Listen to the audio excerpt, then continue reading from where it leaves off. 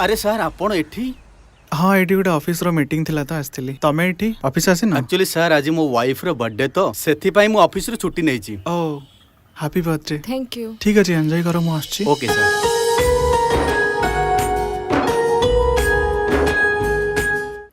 ये होचंद हम बॉस नेना ग्रुप ऑफ इंडस्ट्रीज रो ओनर। से गोटे झियो को बहुत भल पाउथिले हेले से झियो ताको धोखा देई देला। सार को पाखरे जॉब नथिबारु से झियो ताको बाहा पे मना कर देला। हेले सार देखो एबे एते बड़ कंपनी रो मालिक से झियो बहुत अनलकी। से एबे बहुत पछतौथबो। हो ठीक अछि तमे टिके ठाओ म एटी पेमेंट देके आसु हला।